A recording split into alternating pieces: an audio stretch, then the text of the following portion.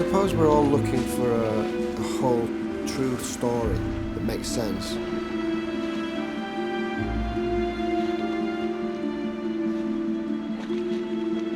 But I think what makes you believe in things is not what's there, it's about what's not there.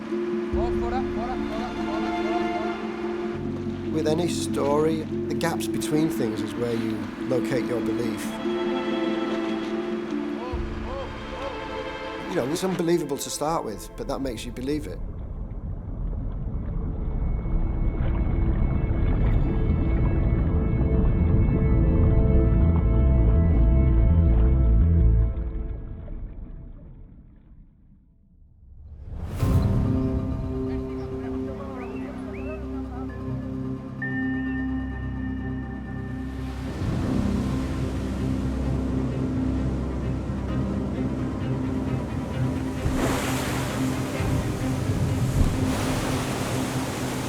The expedition began in 2010. We assembled a group of consultants, ecological experts to advise on avoiding damage to the site, and a representative from the host country to safeguard their interests and oversee what happened to anything we found. We had spent the summer of 2009 remotely mapping the site from the surface. It was clear from our scans that there was something down there, but there was no clear indication as to what it was. I've been doing this job for nearly 30 years and I wasn't about to jump to any conclusions.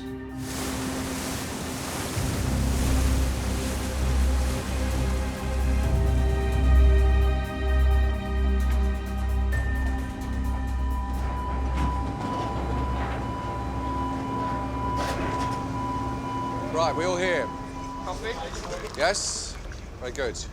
Right, welcome everybody. My name's Andrew, and I'm the project director on this expedition. This gentleman here is Piotr Klimek. He's a maritime archaeologist of extraordinary dive experience. He will be leading the team under the water alongside Bruce, who's going to be in charge of the divers. So, we're going to start by ground truthing the main anomalies from the geophysics. And as you can see, we have many artifacts spread over a large area with the major groups here, here, and here. No sign of a ship, which might indicate the wreck is early and the hull totally disintegrated, but do keep an eye out for any hull structure that we might have missed. Don't forget to record your locations as you work and keep in communication with the surface team.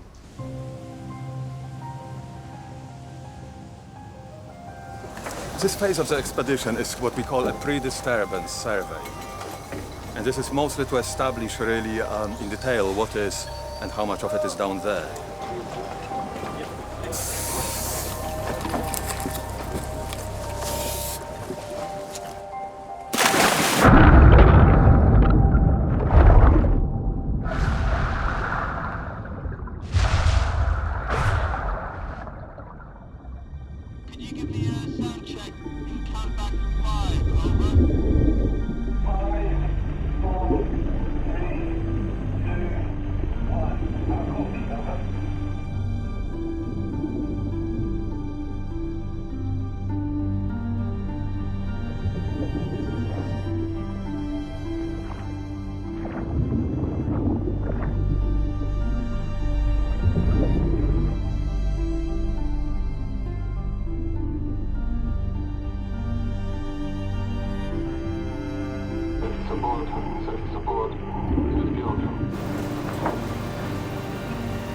Yeah, go ahead, Piotr, over. Hello, mate. Just a quick update. We're working our way from the dive site. I wish you could see this. Over.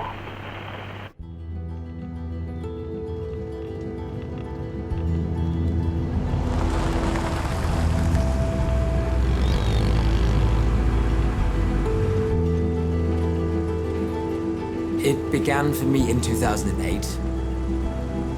I was in the middle of my doctoral thesis. I say in the middle, I hadn't really written anything in a couple of months, and I was running out of funds. And then I discovered the clip on the internet.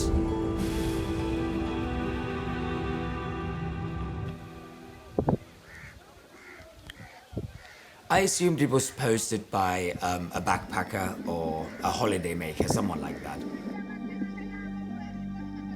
Well, you could see a beach, I assumed East African, and a community of fishermen.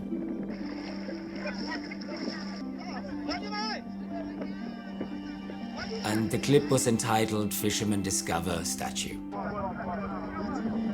The group of fishermen have pulled something up in the net. It looked like a curled up fetal monkey. To see something come out of the water that you can't quite explain, that's an adventure. You want to know more.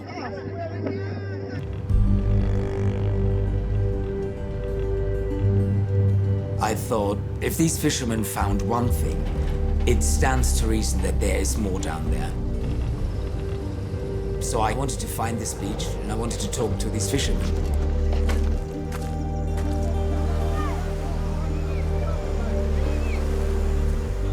Yeah, this is the beach.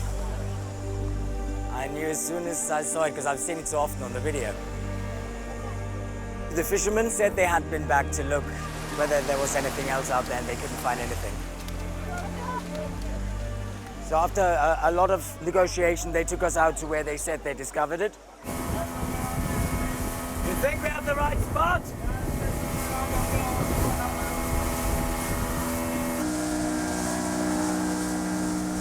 Jetzt läuft hervorragend. Ja, wonderful. Yeah. Yes. First day, we go to this island.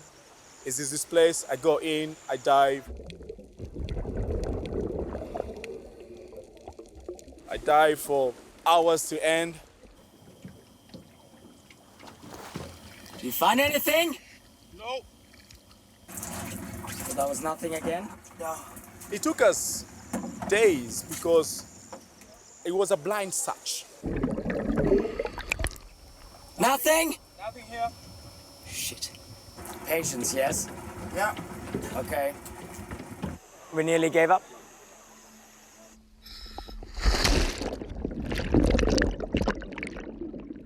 It was on the 5th day. Had my GoPro on, went down, half an hour search.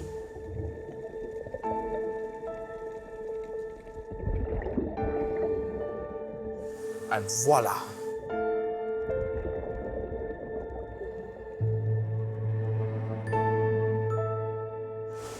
Finally. This is it. Yes? This is the place. You sure? Yes. Saw something. Yeah? Yes. Yes. Peter sent me the footage. It showed what looked like a classical sculpture that had lain on the seabed for a considerable amount of time. We knew that it was worth pursuing, but it was going to be hard to get funding through the usual channels. Last year, he caused controversy in the modern art world by creating a diamond-encrusted skull. Une révolution dans le monde de l'art. Brash and brazen artist Damien Hirst is putting more than 200 new pieces up for auction. Lot number 1, 8,200,000. Any more? 8,300,000. Thank you. Hirst's open-mouthed shaft staggered all expectations. Sold to you, Bruno. 8,500,000. Now that's a pretty penny for a pretty pickle. One of the people that we approached was an artist who had just been in the news. I didn't know much about him. To me, he was the shark guy. I'd had the auction where I sold all my works in, this 3-day big sale. And it really was the point where all the work became commodity, and it was it just seemed like you make something, sell it, make something, sell it, make something, sell it. It seemed unsustainable and unfulfilling. £9 million and £9 million. Last chance at 9 million. So, congratulations. For some reason after that auction, it seemed like something had ended and something new was beginning. It's a new era in his exploration of inner space. I love fantasy shipwreck stories when I was a kid. I just love them. Within the violent waters that cover this earth comes this story of suspense, chills, terror, excitement beyond compare. All those old movies about treasures found under the sea. Somewhere in these waters is a treasure worth a fortune in gold.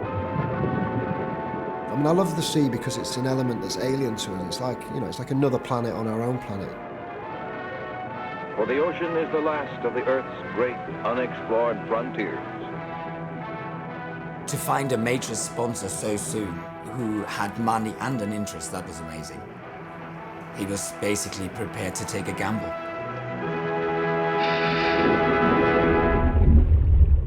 And I think everything that I've ever done has been a gamble. But I definitely wasn't tempted to get a wetsuit on because I think the sharks would eat me.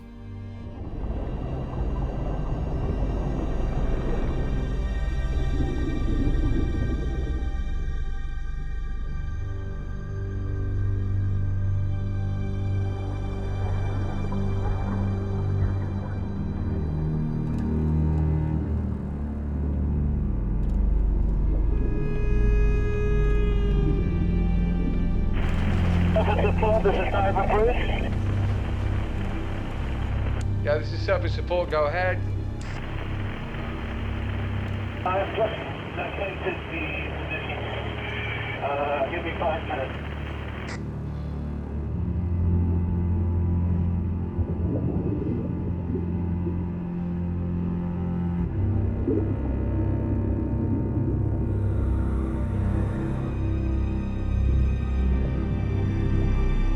From the scans, we knew there was a lot down there, but what we discovered was much bigger and more baffling than we'd expected.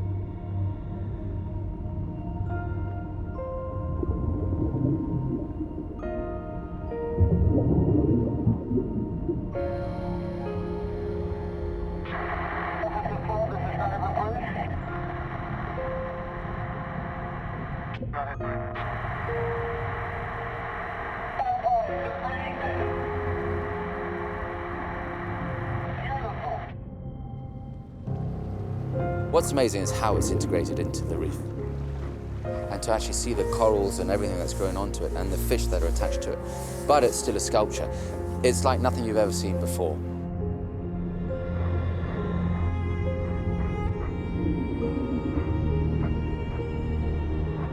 To actually find something that's not been seen for, you know, lifetimes. It's almost like, you know, finding something in its natural habitat. That's what's exciting about the whole project. Nature is sort of claiming it, but it hasn't claimed all of it yet. So it's like there's the beauty of the nature and there's the beauty of the sculpture side by side. It's in a sort of extraordinary garden. It's like a sort of strange Victorian grotto of the underworld. It takes lots of years for corals to develop, and you start asking yourself, for how long have these things been down here? You've just got so many questions coming through your mind of how did they get there? How were they made? Who was it that possibly made them? And what size ship was transporting them? Why were they coming through this area? It opens so many questions.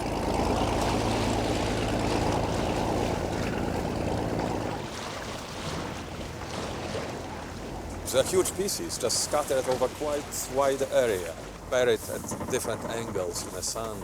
It's no sense really of what happened. There's no sense of accident. Is it a shipwreck? Is it several shipwrecks? It's a mystery. At this stage, it's a mystery.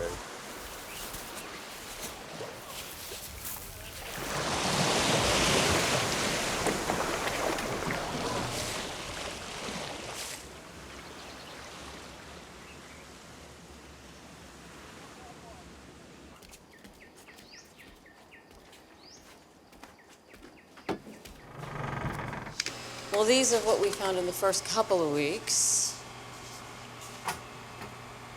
We have a fascinating range of artifacts developing, a wide range of dates, provenances. The selection of different styles suggests this could be the contents of a merchant ship. As yet, we don't have anything to pin a specific date down.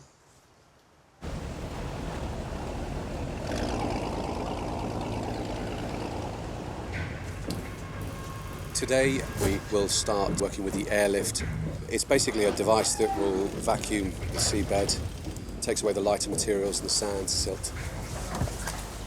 You know, for the first time in possibly centuries, you know, we're disturbing what's underneath the sand.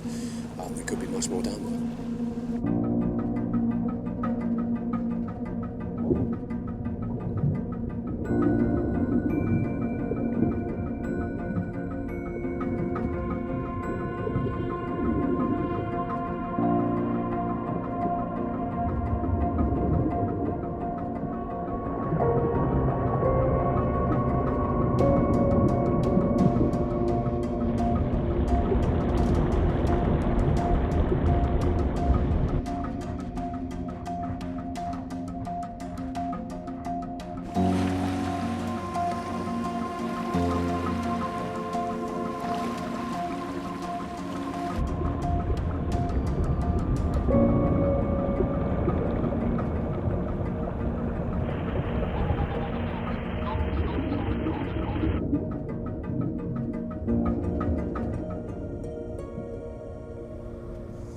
I just saw something glinting in the sand.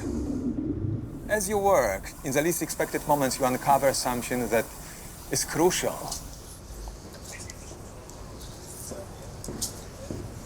Guys, look at this. What's this? All right? Can you see? Okay. What is it? It's Roman. It's Roman. Wow. It is Roman. Look at this. Fantastic. That's Nero. AD 54 to 68. Roman 1st century. Looks like you got yourself a date. We got ourselves a date. Big moment for us. The picture starts to become much clearer now. This is great. Exactly the kind of thing we'd hope to find.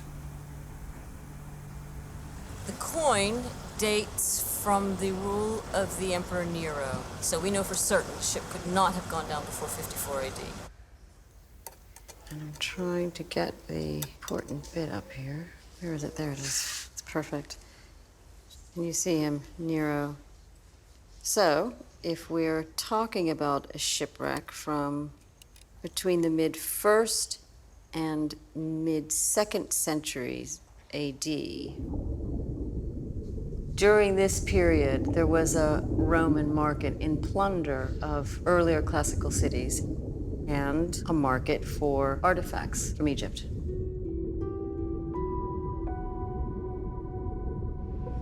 And of course, in the 1st century navigational guide, the Periplus of the Erythraean Sea, there were records of routes of trade between the Mediterranean world and China in the east.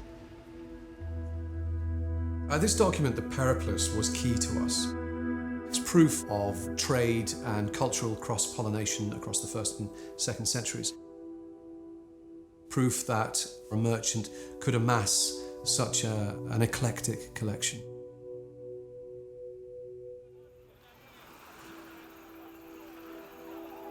But there were no rich cultural centres nearby where there was any kind of trade in antiques.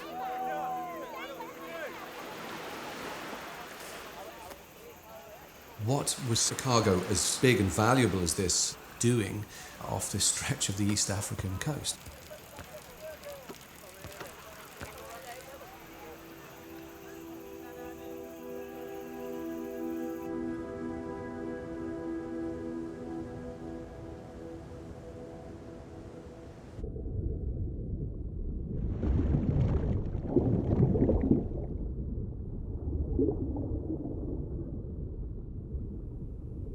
We knew the ship was from the 1st or 2nd century.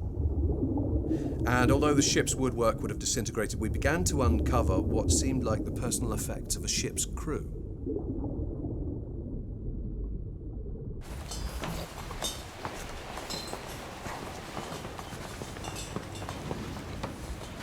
This is a whole series of plates, bowls. There's quite a lot of diversity here of shapes and forms. Look at that, that looks like a sailor's plate to me. That's a load of coins all accreted together. There's some loose ones here as well.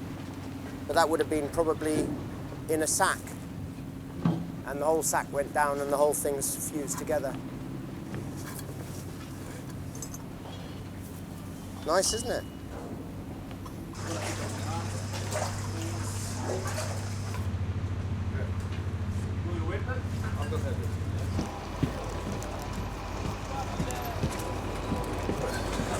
Hello, guys. And then we found something else.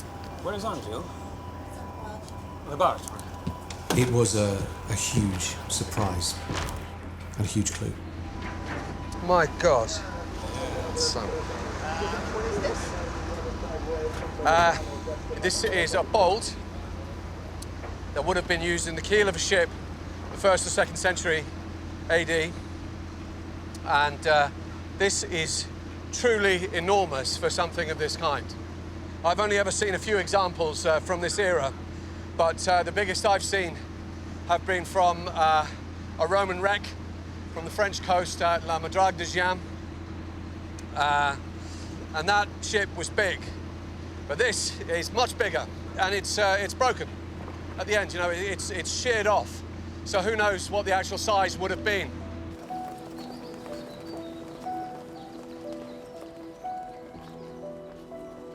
This one bolt meant that we could, with the help of our colleagues from Southampton University, spend the whole winter recreating how the boat might have been built and what it might have looked like. One of the biggest vessels that we have to compare it to is from south of France, Madrague de Giam, and this is a cross-section through the bottom of that vessel. That's the bolt. That's the bolt running right the way down there, and the one from your site is way, way bigger. So it's got to be coming off a much, much bigger ship. So we went through to some of the really standard iconography from the ancient world that gives us this idea of the recurved bows. That's consistent with the Madrague, and it's what they seem to be using on these really, really big merchant ships. What we got to with doing that was this. So what are we talking lengthwise, do you think? 60 metres. 60 metres. 60 metres seemed 50% like a... bigger. So, yeah. So really, really big. And we know vessels that big could have existed. You know, it's not outside the realms of the engineering capabilities that they had. You know, quite a lot of crew on this boat, a lot of big, heavy mast sails. I thought we'd go a little bit further and start to look at the actual vessel sailing along. So we've just taken our basic reconstruction and we've given it the sort of CGI treatment, if you like. Hollywood treatment. Yeah. And there it is sailing along. And you get a real idea of the scale of the thing. Even at the guy just out on the flying gallery at the front. Quite simply, we were looking at an enormous ship. We knew the ship was from, well, probably from the 1st or 2nd century. And so we knew that we were looking at, by far, the largest ship from that period to ever have been identified.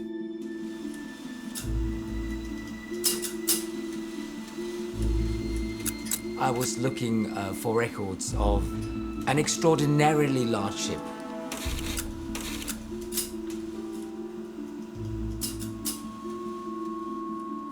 Even though import and export duties would have been levied and recorded, very little survives. Shipping records for the East African coast during the 1st and 2nd centuries after Christ are virtually non-existent.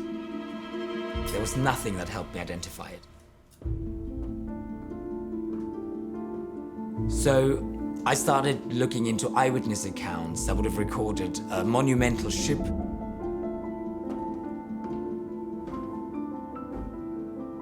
The great Roman chroniclers like Tacitus or Pliny the Elder mentioned nothing. Neither did the more obscure diarists.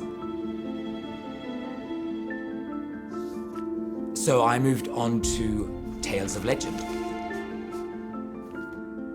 And that's how I discovered the story of Aulus Cilidius Amutan.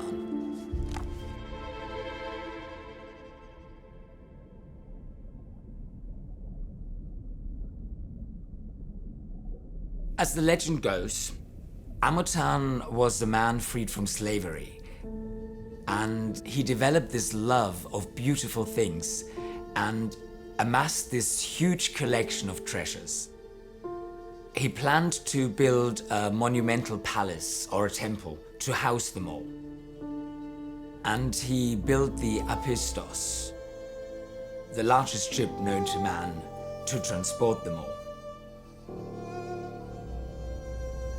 On this great voyage to the temple, the ship was struck by a storm or attacked by a giant sea monster, depending on what version of the story you read, and lost forever. In the 1st century AD, one of the really popular genres of literature was collections of marvels, collections of interesting things that were said to have happened. But how many of these texts tell the truth, and the absolute truth is a very big question. I would say it's naive to take the story entirely at face value, but I wouldn't say it's naive to think that there is a kernel of truth in it somewhere. But how many pieces of art he had, what it was that he had, how far he sailed, why he sailed out, and all of that is the stuff that will have been legendized in the telling. Now to the Mediterranean. Legend tells of an eccentric collector's enormous ship and his worldly possessions lost at sea. Captain George Knowles has made it his life's work to find the treasure. I think it's a very human thing to romanticize the story of Amutan. I suppose your common sense would tell you this is just made up, this is just a story, but then if you actually find proof of it, it becomes that much more remarkable because it's actually true.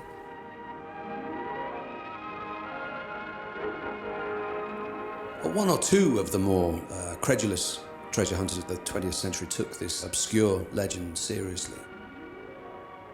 I come from a background where we must have proof and we must have evidence. Ours is a hunt for knowledge and not treasure.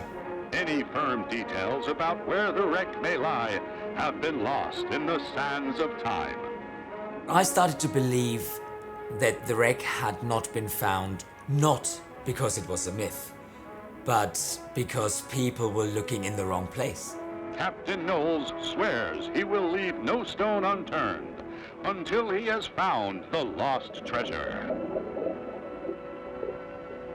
Peter's romanticism, I think, sometimes got the better of him.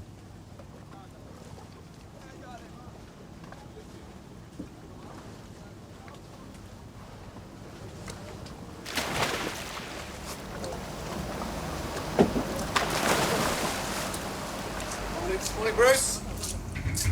Andy. Yep, we're back this year for another 6 weeks. This is as long as we can dive for before the weather changes. And the plan is to look at some of the bigger pieces and hopefully bring them up. Peter, divers standing by for the crane, over.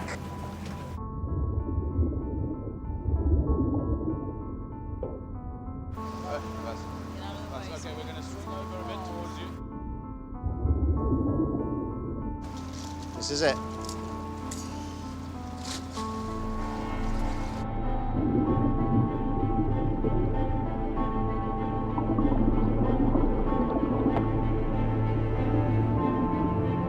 Quick update. So I'll just get the final confirmation. And I'll give you the go-ahead to start listening. Over.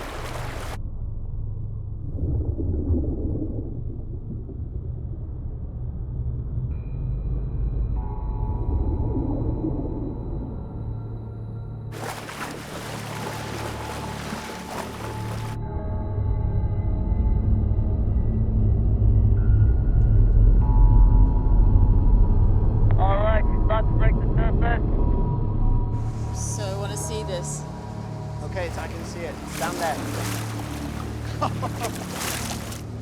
my goodness, look at that.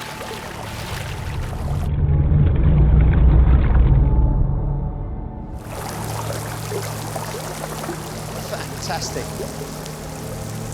Look at that. You can see its teeth.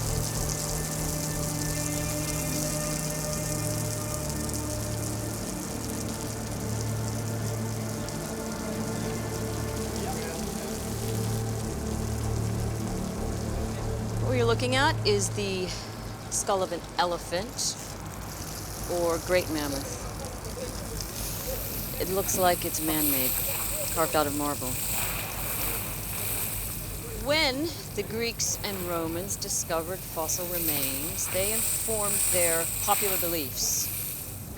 And it used to be thought, with skulls like this, with the large single cavity in the center of the face, that these gave birth to, or at least justification to the existence of Cyclops and mythological tales.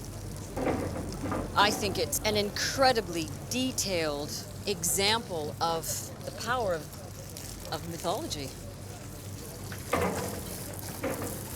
One thing that excited me about the project is how you inhabit the past, and it's like it's unknowable really, but little glimpses and fragments of objects and stories, that's what makes you kind of know the past.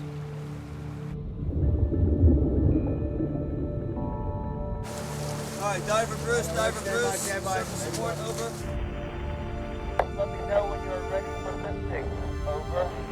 Okay, guys, we're ready to lift now. Over. History's always been rewritten and rewritten. You know, the solidity that we call history is written from fragments. Amazing, look at him, that raised spine.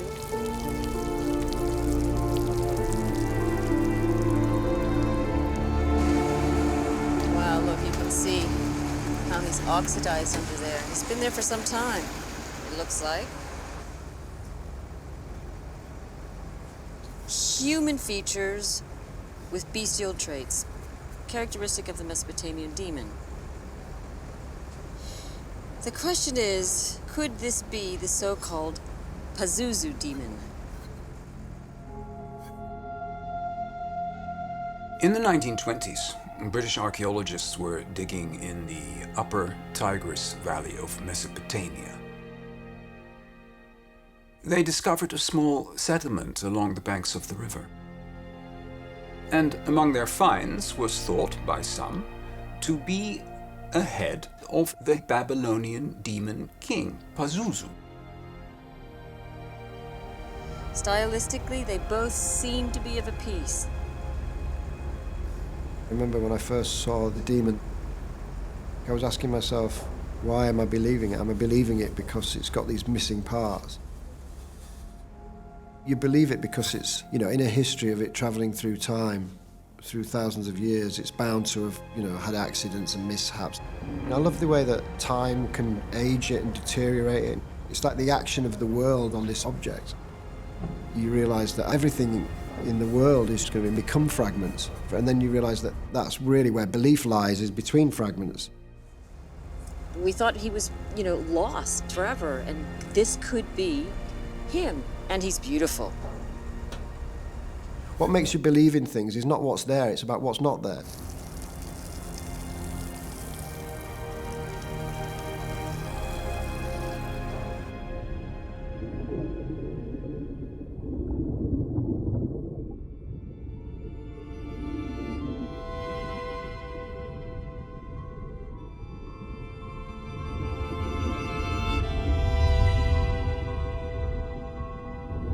A cyclops, demons, unicorns.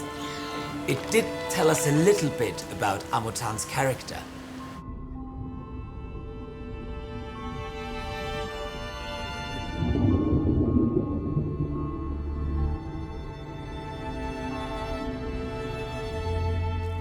I think he genuinely believed in monsters, he believed in cyclopses, he believed in unicorns. You know, I mean, I just think he was that type of a person. And I guess if you believe in them in the beginning, then you create things to justify their existence.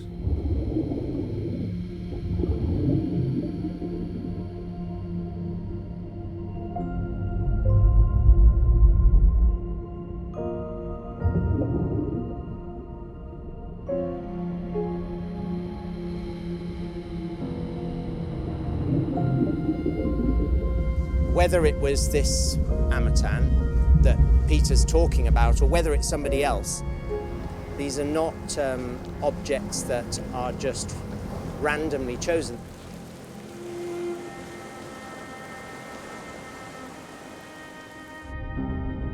I'm not prepared to say it is Amatan, but for my money, there's certainly somebody with a vision and with a dream, a massive dream, and a pretty big ego behind all of this.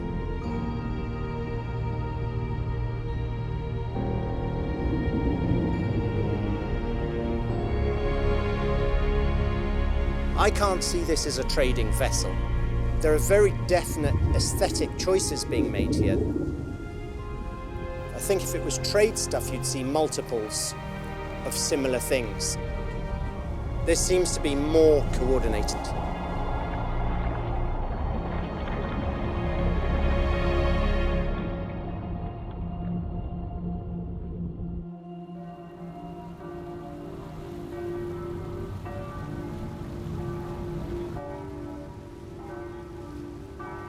Obviously, Amatan had an idea of an audience, and then his dreams were scuppered when the boat sank. But now these objects have come back up again.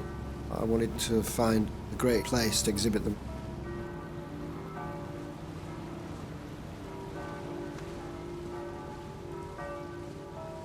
The Venetians amassed collections and brought things from far reaches of the world.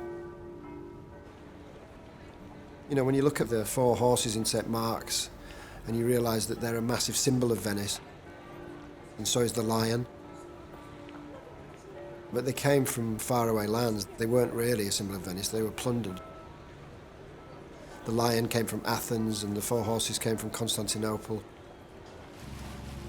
The history of where they came from is lost, and they become totally synonymous with Venice.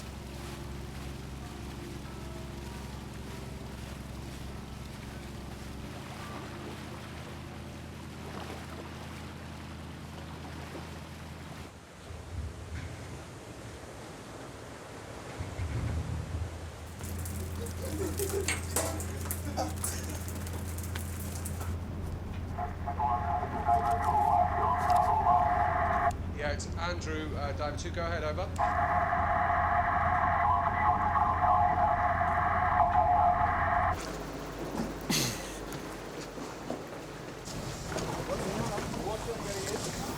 Well, let's go to the office.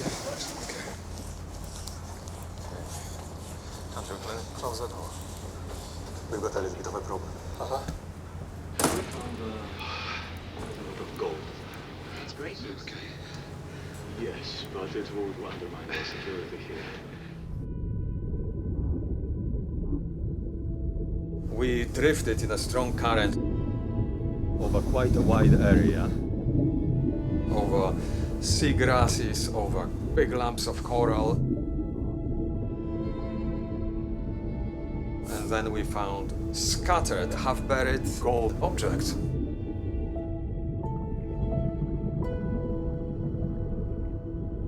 So on one hand, I was thinking, my God, this is possibly the greatest moment of my career. But on the other hand, panic set in.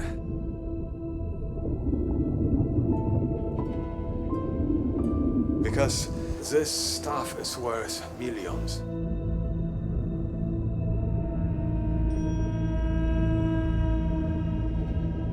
Yeah, I mean, to find this much gold is thrilling, but for an archaeologist, it's a big problem.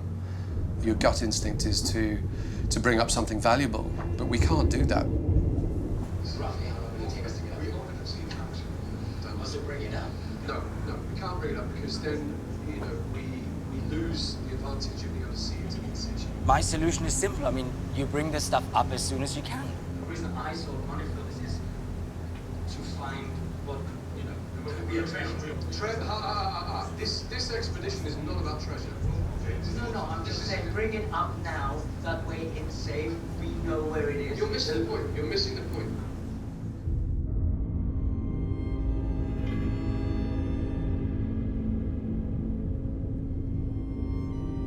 The more time goes by, the more people will know. to study why it's sitting there, where it's sitting, how the marine life has grown around it. This is how you work on it. I get that, but what time frame are you looking at? Let's say 7 days minimum. We increase the security quietly. I just think you're naive in thinking that we're keeping this quiet for 7 days. Peter, you need to trust our judgment on this, okay?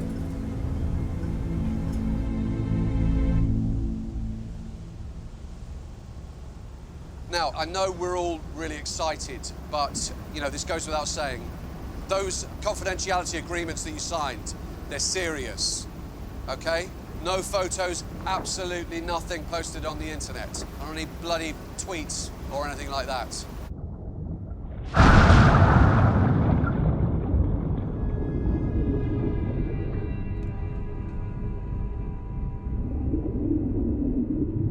The chances are that once the truth is out, it will just generate all sorts of interest, you know, from treasure hunters, from pirates, from all sorts. Really, what I want to be able to do is to just double the security for the remaining week.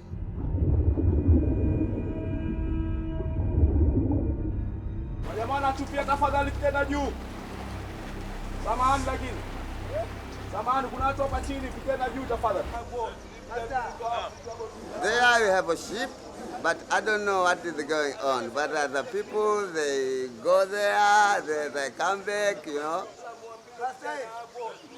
There's a lot of villagers here, they saw that maybe they'd search for something like maybe gasoline, petrol. They make research for fish, maybe.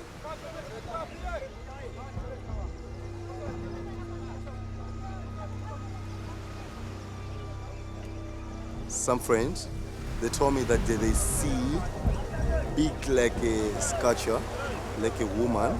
They sit down on the sea there.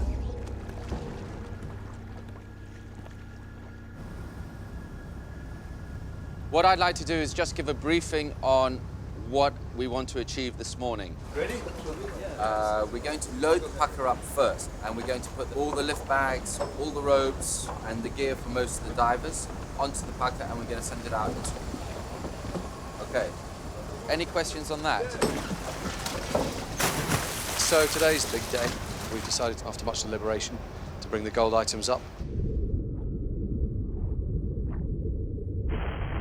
Expected time of arrival, 10 to 15 minutes from now. Over.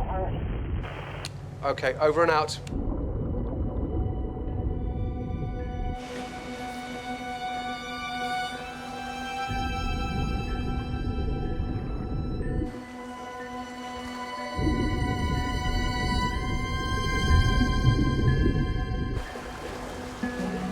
See, here it comes.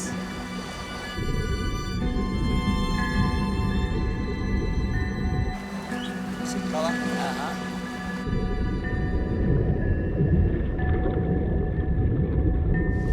The edge. The edge.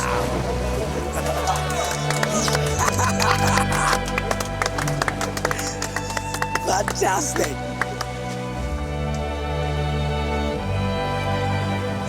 How heavy is that? There you go.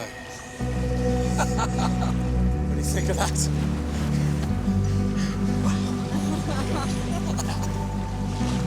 Thank you. I don't think anyone could ever imagine that something like this would happen to them. You dream about it, but do you honestly believe that it will? Probably not. It's straight into the water? Yep. I mean, the amazing thing about the gold works that were found is that gold doesn't tarnish, so they're totally timeless. It's shiny and it sort of dances in your eyes.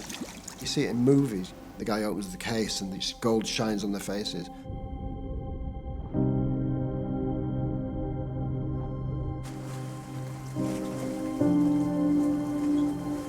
There are so many objects made of gold. I mean, this collector, he was obviously obsessed with it as a material.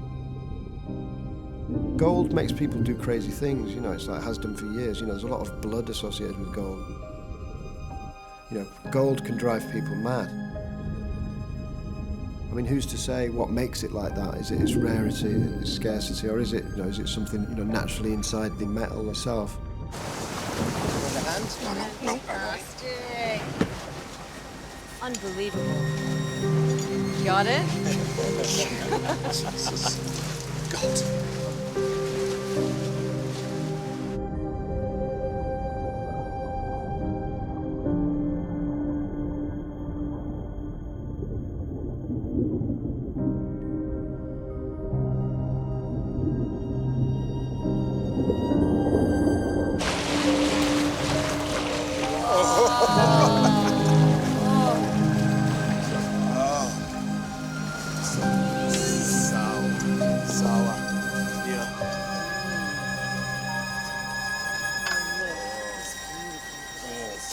I can't believe these things. It is truly beautiful.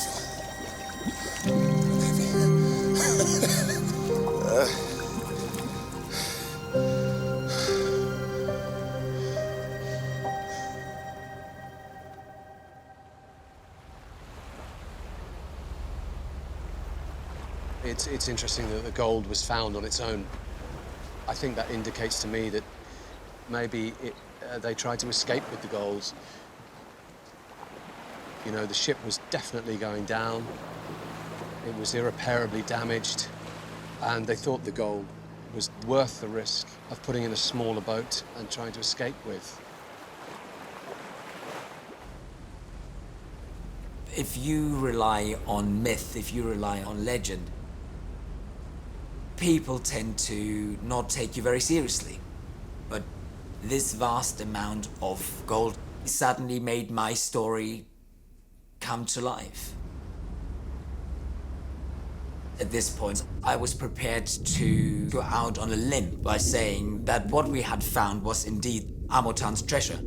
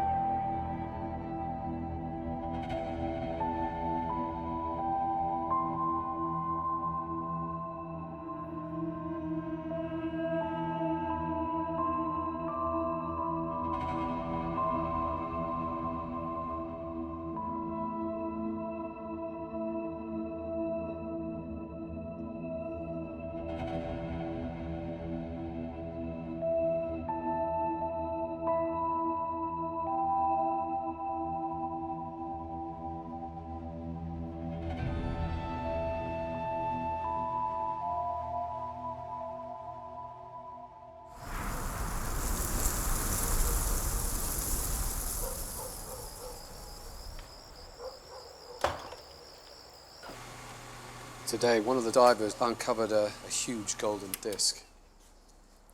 And it was found in an area where we found many of the other gold items, but it was completely covered with silt. And obviously there's pressure now to bring it up as soon as possible.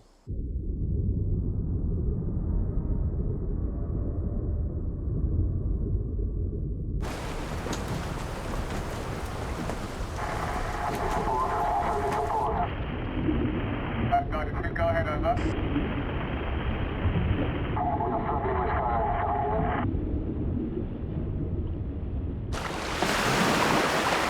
Andy, the weather's picked up a bit.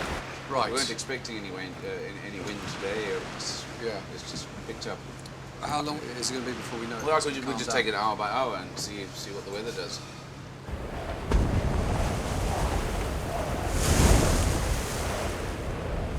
I've stopped all operations. That's a very good move. We'll postpone until tomorrow. Hope for better weather.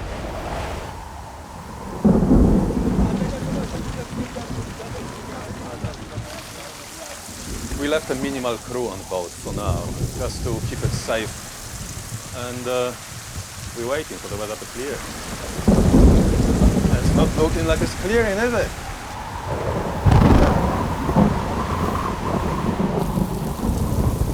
It's important that we lift the gold disc as soon as possible.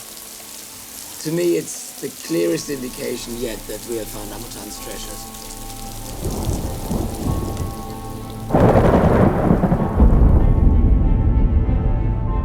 In later versions of the Amotan myth, the hero gets visited by the goddess Artemis, who instructs him to build a temple to the sun god Apollo, and that becomes his motivation to collect the great treasures of the old world. This story was told after Christianity took hold and can be read as a warning against embracing the old pagan gods, with Amotan punished for worshipping false idols, gods going back to the earliest civilizations. It must have been a night like this that it all ended for Amotan. Imagine the Apistos loaded with Amotan's collection coming up against a storm like this.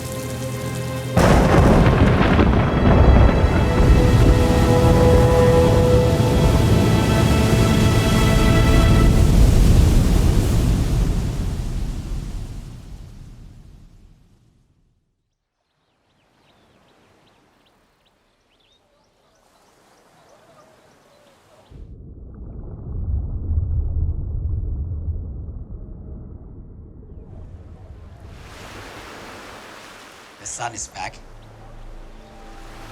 The sun god Apollo is with us.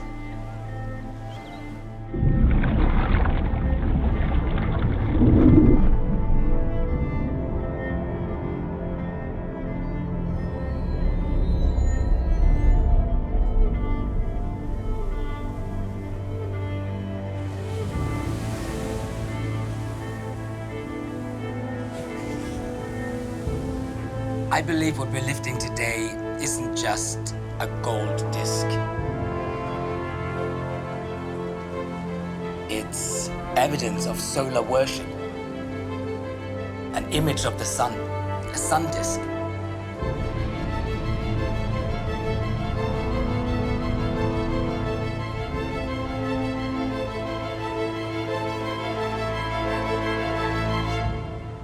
Sun disk has been used by many civilizations and cultures to venerate the god of the sun by literally reflecting its rays.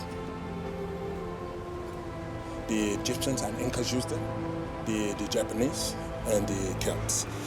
The ancient Egyptians believed the sun's daily pattern of regeneration suggested their own rising after death. This was symbolic of the sun's power to give life or to take away.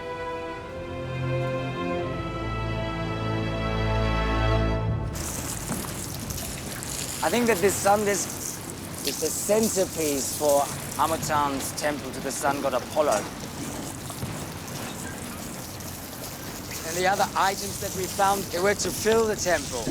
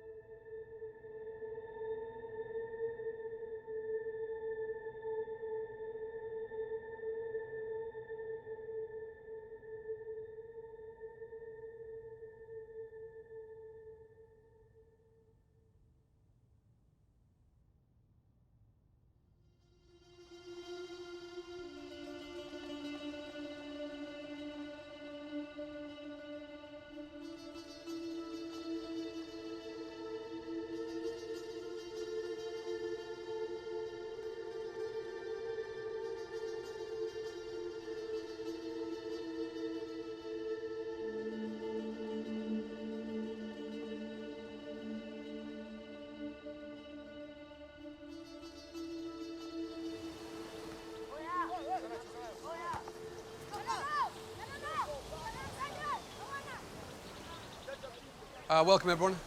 The good news is, with just a few more things to bring up tomorrow, we have retrieved 82 items. The bad news is, it seems there's nothing else down there, so our work here's over. Well, what about the drop-off? Yes, we have a drop-off here. The depth drops down to 60 to 100 meters. So, legend has it that there were 100 objects in the boat. Because we've got 15 or so missing, perhaps we should look there? You know, the side scan didn't pick anything up. Or perhaps we didn't scan further enough into the drop-off for me. Yeah, I mean, we know that ship is driven from the deep water onto the reef because of the way that the cargo spilled out. I'm really happy. I mean, Peter, you should be very happy. I am. It just feels like the end is missing. To go home now, knowing that there is an area that I haven't looked at, it doesn't sit right. We've got 2 more days. Yes, we've got 2 more days, but, you know, we've got an awful lot to do. I don't really want to start investigating another area when, you know... Well, it's not another area. It's the drop-off. We know where it is. OK. Peter would like us to explore further into the drop-off, which we have scanned. We didn't find anything. If we're not coming back, shouldn't we make sure that we've checked everywhere?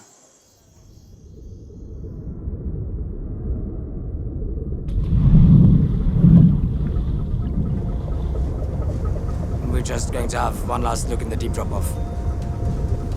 I know that this is a long shot, you know.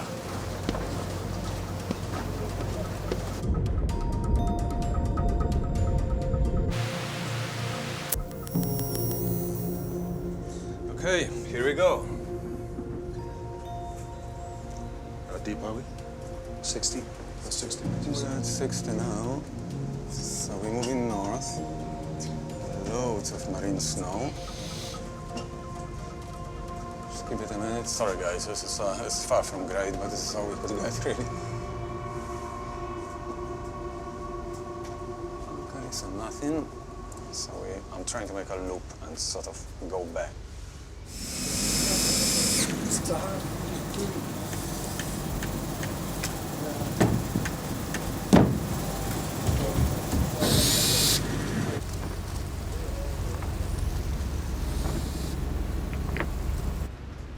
What are these things? It's pretty much just broken This coral. is Stockholm coral. Oh, no. Oh, was something, wasn't it? That is You saw something? Yes. Look. Hang on. I can't see it. Shit. Yes. Hang on. Yeah, yes. we've got something. Wait. Where's that? Oh, come on. Can you go back to where we were? Okay. He's trying.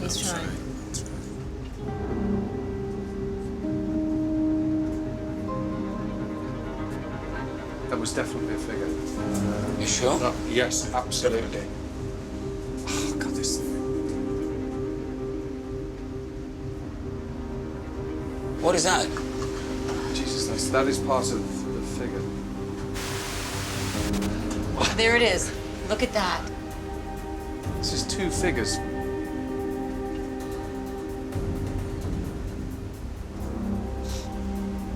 So we're coming back next year, I guess. Well. Wow.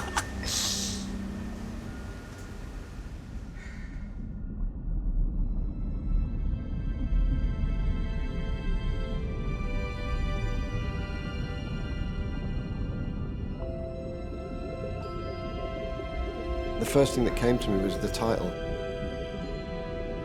Treasures from the Wreck of the Unbelievable.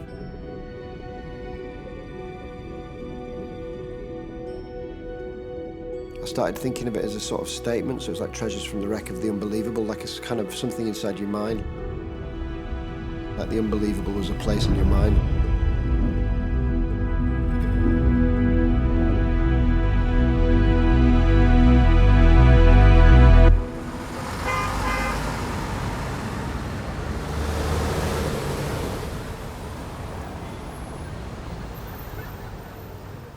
You know, years ago when I was a student, I was living in a squat in White Hart Lane with some mates. In my bedroom, I could hear a guy who lived next door, and I could hear him through the wall. And then I stopped hearing him. I mean, we thought maybe something had happened. And then after I didn't hear him for about a week, I got my friends and I said, look, come on, let's go and have a look. So we kicked both doors down and then went in there. We actually went in first of all because we thought maybe he'd died.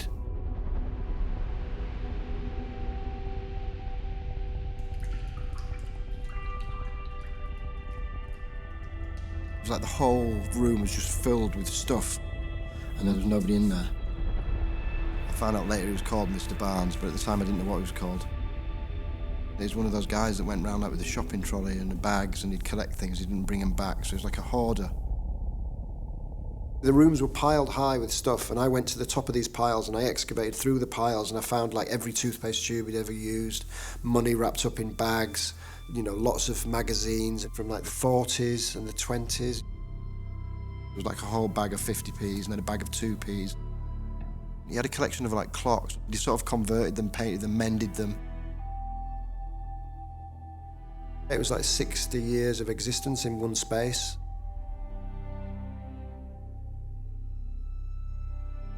I don't know, there's something about this man that I got to know.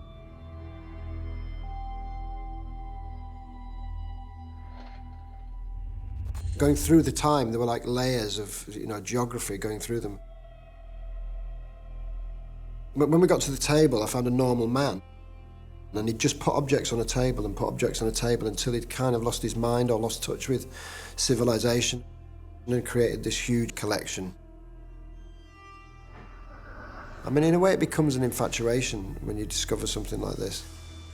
And you try and get inside the mind of somebody who no longer exists. You start to go on this journey and then you kind of get lost in it.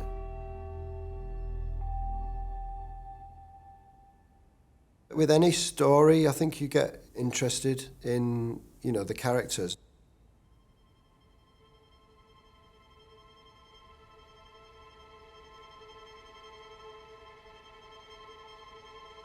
You know, I'm a collector and I'm an artist. I understand all those things about money and collecting and, you know, the kind of addiction of it. Looking at Amatan through his collection and through his objects. He was a collector like today's collectors are. I think that he begged and borrowed and commissioned and stole to amass this collection.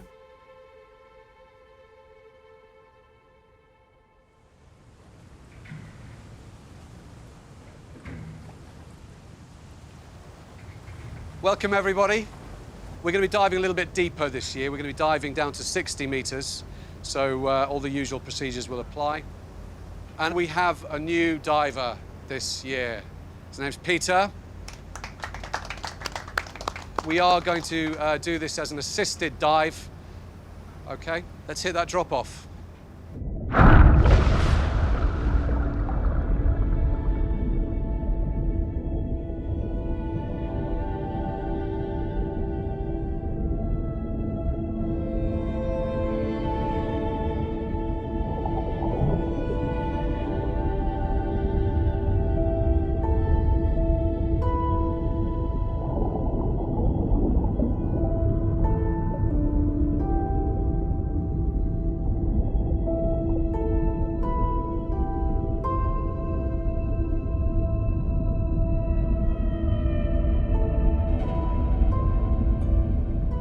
Diving to this depth for the first time is strange enough.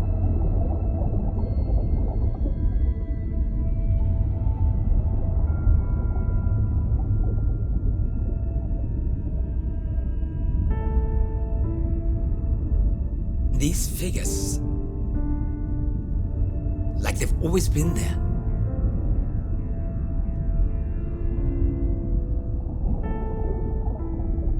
And because you can float around them at any height, you sort of forget how big they actually are.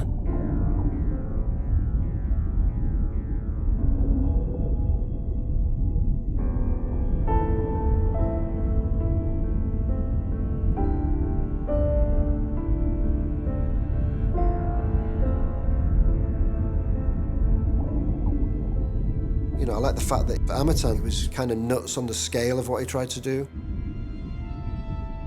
He seems kind of arrogant in lots of ways, and then he seems foolish in lots of other ways.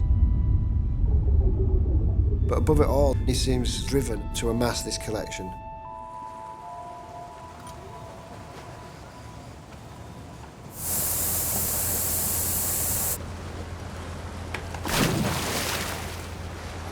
So we've identified 3, perhaps 4 sculptures in deep water. Because of their depth and because of the size, we really want to bring them up as soon as we can. You know, this piece we estimate to weigh up to upwards of 30 tons. We've already had a few divers down to have a scout to see, you know, how we might lift it.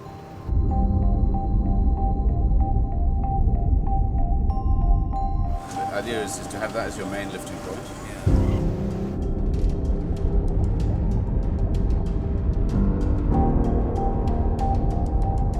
Then you have secondary lifting points there.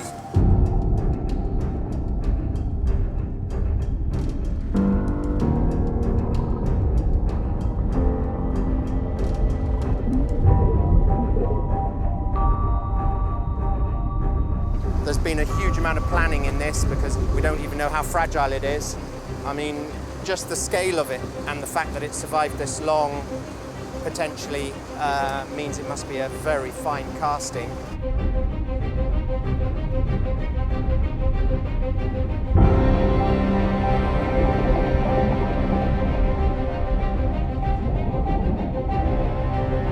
Everything in place? I hope so. A bit worried, a bit nervous.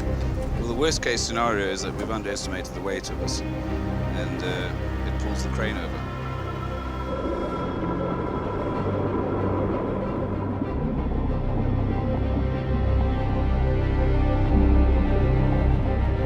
There's a lift brake secured to the Punta. Divers swimming back out for the second one.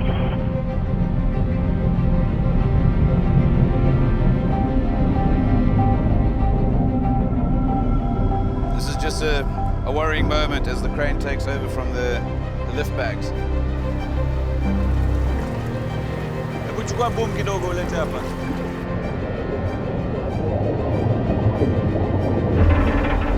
The crane's doing more work than the lift bags now. I feel the barge listing slightly.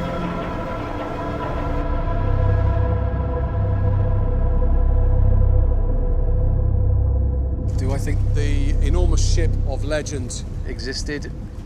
It's completely impossible to say whether this ship that ended up here was the Apistos.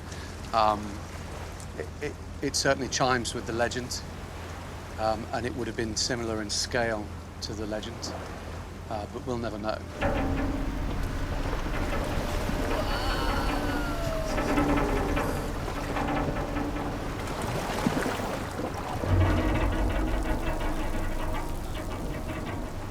I know that not all the pieces of the puzzle are here. I'm very aware of that. But I think we have enough pieces of the puzzle to support a story.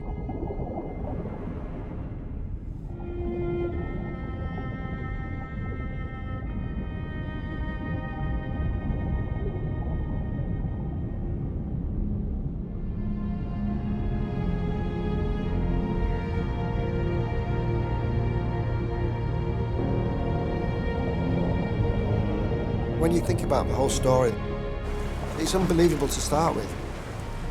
But most things from history do seem very hard to believe. You know, you look at the Venus de Milo and look at the way the arms are cut off on it, and you think somebody must have done that on purpose.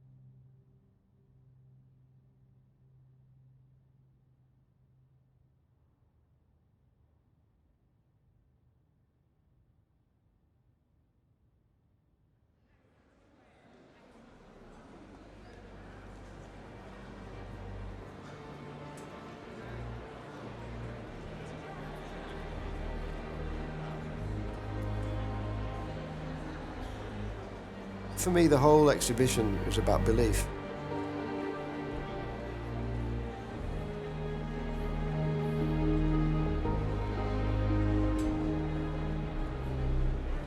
Belief in the past, belief in God, belief in gods,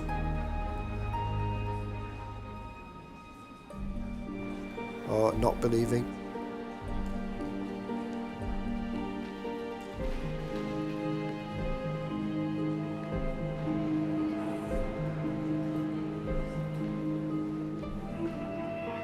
And belief is a strange thing because there's no absolute truth. Artists don't have the answers, science doesn't have the answers, and religion doesn't have the answers.